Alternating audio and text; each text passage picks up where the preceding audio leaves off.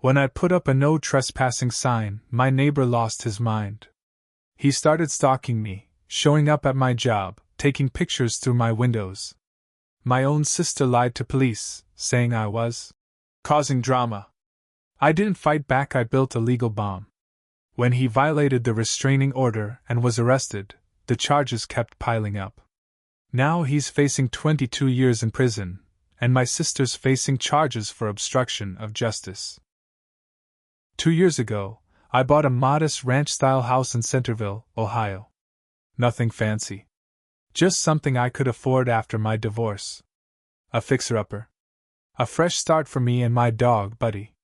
At first, life felt peaceful. Quiet street. Mostly older folks. Neighbors waved, kids played catch in the evenings. Then Jeff Mallory moved into the house next door. Mid to late 40s. Always a cigarette dangling from his mouth. Mismatched clothes. Seemed harmless at first, offered a quick, hey now and then. But soon, the red flags started piling up.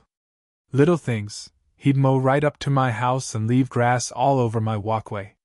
His trash bin somehow always ended up on my side. I found roofing nails scattered where Buddy and I walked every morning. At first, I assumed it was careless behavior. I tried to be the bigger person. Picked up the nails, moved the bins, swept the walkway. Then, one Saturday, I caught Jeff standing in my driveway. Just looking around, he said. That was it. I went to Lowe's and bought a no trespassing sign. Put it up clearly on my side of the property line. I wasn't confrontational. I didn't yell. Just a simple boundary. But that sign might as well have been a declaration of war to Jeff. The day after the sign went up, Jeff knocked it down. Claimed it.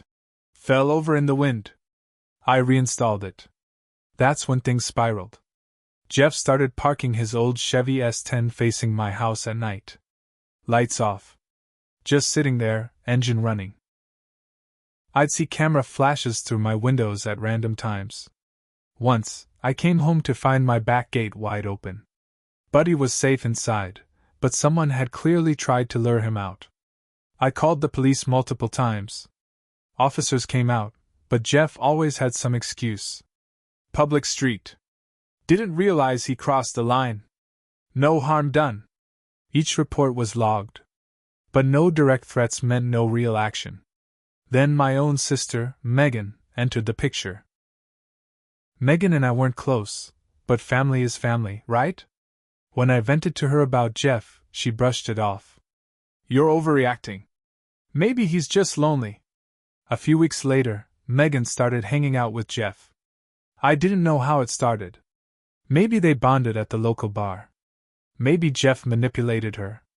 Or maybe she liked the drama. Either way, she crossed the line. One night, after Jeff tried my door handle at 2 a.m., caught on my Ring cam, I called the police again. This time, Megan gave a statement to the cops saying I was exaggerating. That Jeff was harmless. That I had a history of creating drama in the family. Her statement went into the official report. The officers started treating me like the problem. That's when the fear became isolation. No one was going to protect me. Not the police. Not even my own blood. But I wasn't going to fight dirty. I was going to fight smart. I hired a lawyer. Not just any lawyer. Marcia Tillman. A retired prosecutor known for being relentless. First, we installed high-def security cameras. Not the cheap kind.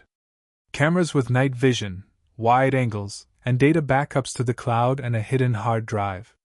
Next, I gathered every shred of evidence, all the police reports. Logs of every incident, including timestamps. Screenshots of texts Jeff sent me from block numbers. Audio recordings of things he yelled over the fence. Marcia moved fast. We filed for a civil restraining order. The judge was skeptical at first, but once Marcia laid out the mountain of evidence, the order was granted. Jeff Mallory was legally banned from coming within 100 feet of me, my home, my car, or my workplace. I also warned Megan. Told her this was serious. Begged her to stay out of it. She smirked and said, You're making a fool of yourself. He hasn't done anything wrong. She had no idea what was coming. The same day the restraining order was served, Jeff drove by 5 times. Cameras caught it all. Then, at 3:12 a.m. 3 nights later, he showed up on my front porch. He tried ripping down one of the cameras. What he didn't realize was that I had installed a second, better hidden camera in the garage window. Crystal clear footage. Full face. Full audio. I called the cops. Jeff was arrested that night. But that was just the start. Once Jeff violated the restraining order, everything escalated. Marcia and I pressed charges for violation of a protective order, stalking, criminal trespassing, multiple counts, attempted breaking and entering, aggravated menacing, because the audio caught him saying, "You won't be able to hide much longer." Each misdemeanor stacked. Prior incidents that once seemed minor became serious when combined with the restraining order breach. Jeff posted bail initially. Guess who paid part of it? Megan. But Marcia and the DA weren't playing. New charges kept stacking.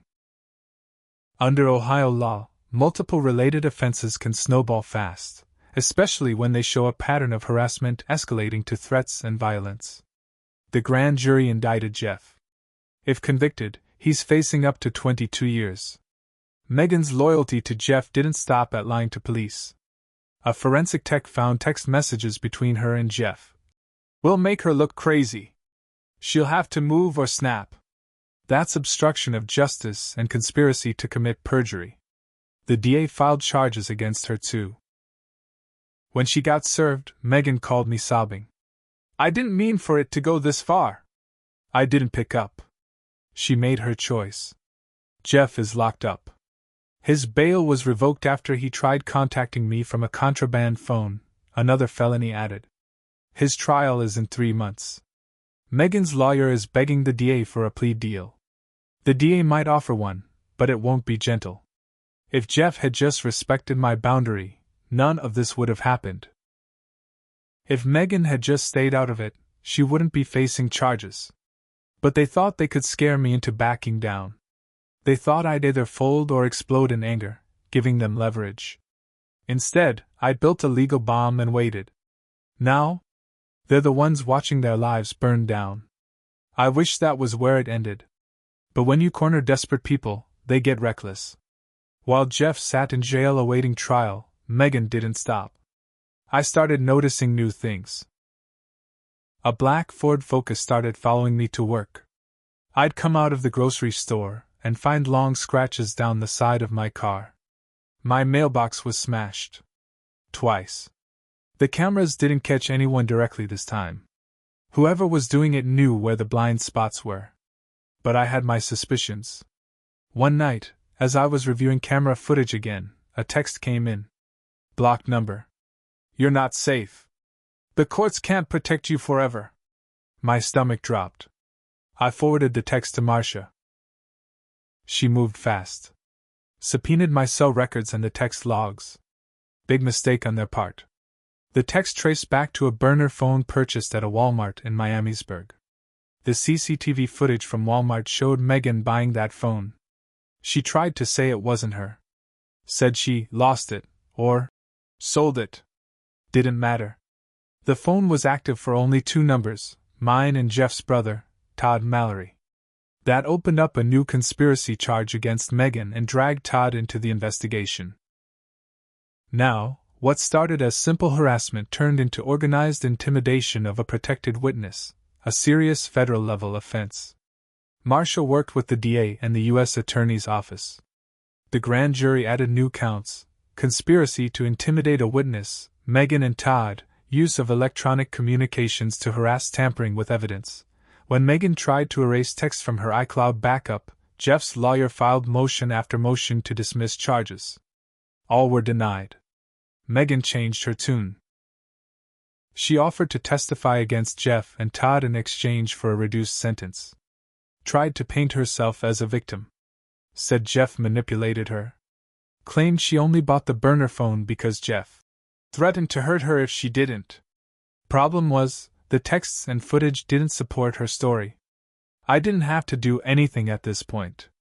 They were destroying themselves. Then they went after my job. I work in property management. Low drama, usually. But suddenly, we started getting anonymous complaints about me. False claims like, she's harassing tenants. She's stealing rent payments. My boss called me into the office. Luckily, I'd already told him some of what was happening. And every complaint came from either burner numbers or anonymous emails traced back to Todd Mallory's IP address. Marcia immediately filed for workplace harassment protections as part of the criminal case.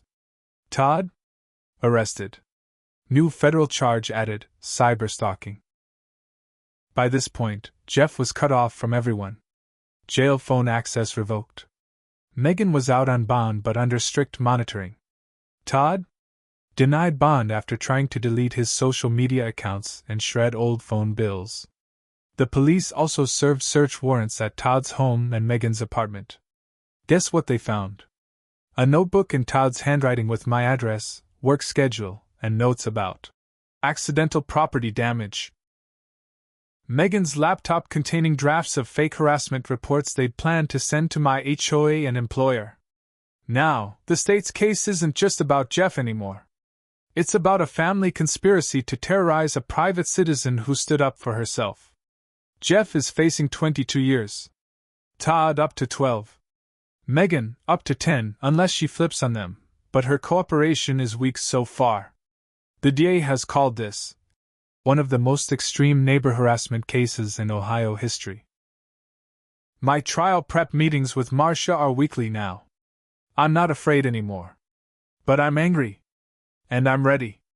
The courthouse in Dayton was packed the first day of the trial. Reporters. Community members. Even people from my own neighborhood. Everyone had heard about the case by now. The state of Ohio versus Jeffrey Mallory, Megan Rivers, and Todd Mallory. I sat behind Marcia in the front row. My palms were cold, but my heart felt like stone. The prosecution's case was brutal and precise. Every police report. Every video. Every audio clip. The burner phone records. The workplace harassment evidence. Todd's notebook. Megan's erased texts recovered from her cloud account. The jury watched Jeff on camera at 3:12 a.m., ripping down my porch camera. They heard him on audio whispering, "You can't hide." They saw Megan's smiling face on Walmart security footage buying the burner phone. They saw Todd's handwritten plans to ruin her job and credit. The jury's eyes grew colder every day. Jeff's lawyer tried to argue that Jeff was mentally unwell and couldn't understand boundaries. But cross-examination destroyed that. Marcia showed the jury 3 years of calculated stalking behavior, proving Jeff knew exactly what he was doing. Jeff refused to testify. His lawyer advised against it. Too dangerous. Megan tried to testify. She cried on the stand. Told the jury she was manipulated. That she just wanted to help Jeff feel heard. But then Marcia played the recorded phone call where Megan told Todd, "She thinks she's safe behind cameras and lawyers. We'll fix that." Her face went white. The jury went silent. Todd took the stand briefly. His lawyer argued he was just trying to protect family. But the cyber-stalking evidence and the accidental property damage plans made that excuse laughable. By the time closing arguments came, the room felt heavy. Even the judge seemed angry. It took the jury only 4 hours. Guilty. On every single count. Jeff Mallory, 21 years in state prison. Megan Rivers, 9 years. Todd Mallory, 11 years. All 3 ordered to pay restitution for damages to my property and attorney's fees. When the sentencing was read, Megan collapsed into sobs. She kept mouthing, "I'm sorry." I didn't flinch. I didn't nod. I just watched. Todd shook his head like it wasn't real. He even tried to stand up and argue. The bailiffs shut that down fast. "Jeff?" He stared straight ahead. Empty. Like he'd finally realized that he'd gambled and lost everything. After the trial, I sold the house. Too many memories. Too much darkness. I used part of the restitution money to buy a new home in Kettering, a few towns over. A better place for me and Buddy. No neighbors close enough to cause problems. I won't lie. This whole battle changed me. I used to think standing up for yourself was enough. It's not. Sometimes you have to become smarter, colder, and more prepared than the people trying to destroy you. And when they push you to the edge, you don't just push back. You bury them with the weight of the law, and let them drown in the hole they dug.